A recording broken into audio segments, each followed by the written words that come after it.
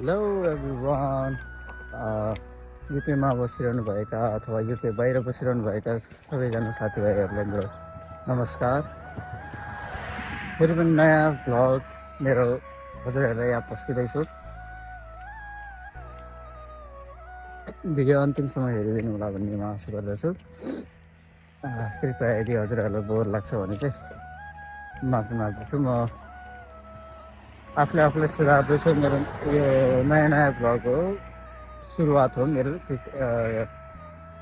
मलाई बानी छैन होइन, बाटोमा बोलेर हिँड्दा एक त मलाई अलिक अप्ठ्यारो लाग्छ, अलिक अजिब लाग्छ, किनकि मैले गरेर हिँडिरहेको होइन। मेरो लागि यो नयाँ हो, एउटा भनौँ न म लर्निङमा छु। अनि अहिले चाहिँ बिहानको 7:30 जति भएको छ, 7:30 बजेको छ। अनि टेम्परेचर, युकेको टेम्परेचर अहिले 1 डिग्री छ। ल वरिपरि एकदमै चिसोको अवस्था छ, एकदमै चिसो छ, हुस्सु लागेको छ। त्यो बाहेक पनि तुसारो परेको ठाउँ ठाउँमा एकदमै चिसो छ। मोबाइल हातमा लिएर बोलेर हिँडिरहेको छु, तर एकदमै चिसो छ, हात छिटाइरहेको छ। तर पनि त्यति हिम्मत गरेको छु। सरी, आशा गर्दछु हजुरहरूले यो भिडियो हेरिदिनुहुन्छ होला भनेर। हजुरहरूलाई चाहिँ म यताको भ्यू देखाइदिन्छु कि कस्तो छ अहिले। तुसारो छ है। अहिले चाहिँ अलिक खुला मौसम हुँदै आयो। अहिलेसम्म एकदमै चिसो, हुस्सु परेर भिजिबिलिटी पनि एकदमै कम्ती होइन। हात पनि एकदमै छिराएको छ। ओहो, हात जमिरहेको छ पुरै। यस्तो छ।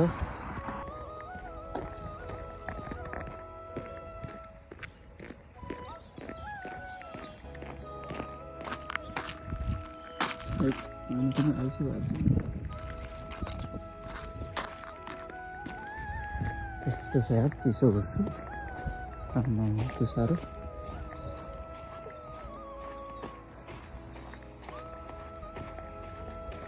अहिले चाहिँ म काममा जाँदै हो होइन साथीहरू। बिहानको ड्युटी चाहिँ बिहान 8 बजेदेखि बेलुकाको 8 बजीसम्म ड्युटी चाहिँ कहाँ हो भनेर सोध्नुहुन्छ भने केयर होममा हो। केयर होममा एज अ केयर एसिस्टेन्ट जब त्यही गरिरहेको छु। अब यो जब कसरी पाउनुभयो होइन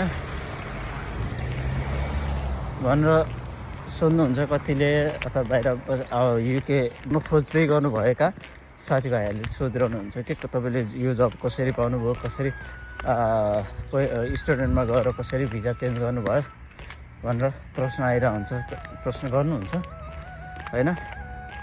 सरी, मेरो क्यामेरामा हेरेर बोल्नु चाहिँ अलिक मलाई बानी छैन। म ट्राई गरिरहेको छु। सोध्नुहुन्छ यसको प्रश्न चाहिँ, यसको कहानी एकदमै लामो छ। मैले पहिलो भिडियोमा पनि मैले भनेको थिएँ आफ्नो कहानी।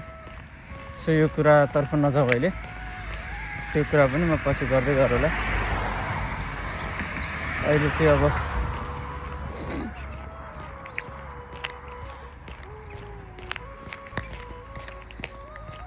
कस्तो अप्ठ्यारो लाग्यो, अगाडि मान्छे आउँदैछ, अप्ठ्यारो लाग्नुपर्छ क्यामेरा अगाडि बोल्दै हिँड्नलाई। कुरा चाहिँ अब त्यही हो, जाँदैछु काममा। एकदमै चिसोको अवस्था छ। अनि काम चाहिँ अब त्यही हो। अहिले भर्खर पनि न्युज 24ले न्युज निकालेको छ। कतिजना युकेमा बसिरहनुभएका, युके आउन खोज्दै गर्नुभएका नेपाली दाजुभाइहरू, साथीभाइहरू, कतिजना पैसा तिरेर चाहिँ फसिरहनु भएको छ। यो अहिले मात्र होइन, अहिलेदेखि मात्र होइन, धेरै पहिलादेखि मान्छेहरू फस्दै आएको। म पनि एउटा भिक्टिमै हो भन्नुपर्छ। खासमा मैले पनि एजेन्टलाई पैसा बुझाएकै हो, मैले नि पैसा फसाएकै हो होइन। तर जब पैसा रिटर्न माग्ने कुरो आयो, मैले चाहिँ रिटर्न मागेँ हिम्मत गरेर। तर कति सर्टेन पैसाहरू मैले पाउन सकिनँ जुन मेरो आफ्नै पैसा थियो। जस्तै आज तिरेको थियो भने मैले स्पोन्सरसिपको लागि भनेर आज तिरेको थियो भने भोलिपल्ट मैले पैसा माग्न जाँदाखेरि मलाई आज अलिकति थ्रेट जस्तो धम्काएको थियो अनि पैसा पनि दिन मानेन। पछि मैले एकदमै अनेक आइडिया लगाएर मैले आफ्नो केही सर्टेन पैसा चाहिँ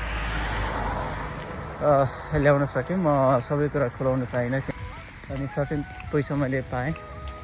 हजुरहरूले स्पोन्सरसिप खोज्दाखेरि चाहिँ एकदमै ट्रस्ट गर्ने खालको एजेन्ट होइन हरू चाहिँ बुझेर होइन अथवा कोही साथीहरूबाट कोही कतैबाट रेफरेन्स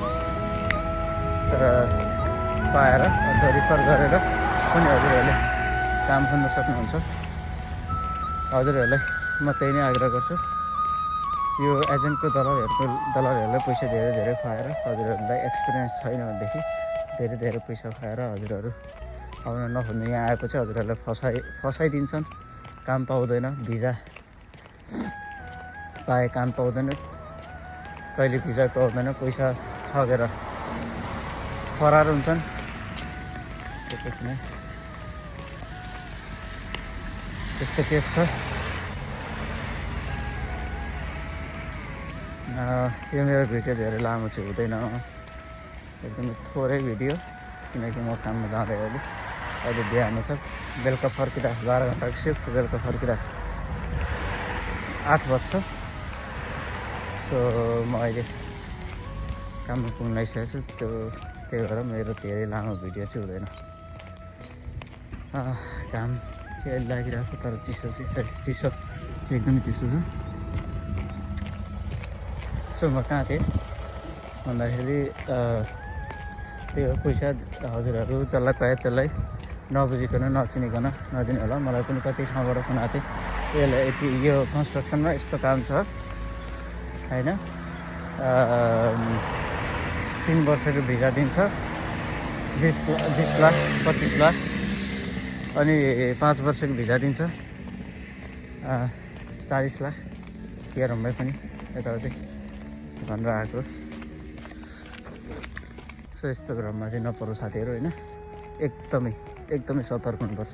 पैसा दिँदाखेरि एजेन्टहरूले चिनेर बुझेर मात्र आफ्नो गोजीबाट पैसा निकाल्नु होला। त्यो पैसा कति दुःख गरेर जोडेको पैसा हुन्छ।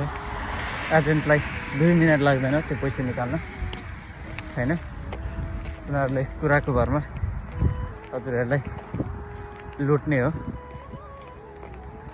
हजुरहरूले यहाँ आएर ग्यारेन्टी जब दिन्छ होइन, कम्पनी एकदमै राम्रो छ होइन। त्यो कम्पनी बुझेर मात्र आउनु होला, नबुझिकन कम्पनी त हुन्छ तर यहाँनिर काम पाइँदैन होइन। कति मेरो साथीको पनि एउटा त्यस्तै केस थियो। भिजा त लायो, बिआर पनि आयो, तर कम्पनीले लिएन। त्यो भएपछि के भन्दाखेरि उसले जब पाएन। उसले फेरि के गर्यो, अर्को ठाउँ बुझ्यो, अर्को ठाउँमा स्पोन्सरसिपको लागि उसले एप्लाई गर्यो। उसले राम्रो एजेन्ट बुझ्यो, उसले स्पोन्सर पायो। अनि म चाहिँ राम्रो एजेन्ट पाइनँ, मैले केही पैसा फसाएँ होइन। अनि त्यो धेरै कम हुनु, धेरैजनाले पैसा फसाइसक्नु भएको छ तर बोल्न सक्नुहुन्न होइन। तर अहिलेको साथीहरूलाई चाहिँ म एकदमै ग्रेटफुल छु। उहाँले यत्रो हिम्मत गरेर ठाउँमा पुर्याइदिनु भयो, मान्छेहरूको नाम ल्याउनलाई यति दबाब दिनुभयो। आउनुपर्छ, पैसा खानेहरूलाई छोड्नै हुँदैन साथीहरू। सो त्यही हो, त्यति भन्दै अब एकदमै सतर्क रहनु होला, स्वस्थ रहनु होला, व्यस्त रहनु होला। मेरो अरू भिडियो पनि म हाल्ने नै छु। अलि राम्रो कन्टेन्टहरू ल्याएर चाहिँ म भिडियो हाल्ने कोसिस गर्नेछु। केही तपाईँहरूलाई केही प्रश्न छ, केही युके बारेमा आउँदै हुनुहुन्छ अथवा बसिरहनु भएको छ, केही प्रश्न अथवा केही जिज्ञासा छ भनेदेखि कमेन्टमा लेख्नु होला प्लिज हेरिदिनु होला। म आफूलाई अझ निखार्नेछु, अझ त्यो लेभलमा पुर्याउने छु म। भिडियो आइरहन्छ, भिडियो हालिरहन्छु म। सो सबैलाई एकदमै धन्यवाद भन्दै यो भिडियोबाट बिदा हुनेछु। म काम गर्ने ठाउँ पनि आइपुग्नु लागेको छ, अब 2 मिनटमा म काममा पुग्दैछु। So thank you everyone, thank you for watching my video. I will see you soon. Bye. Stay tuned.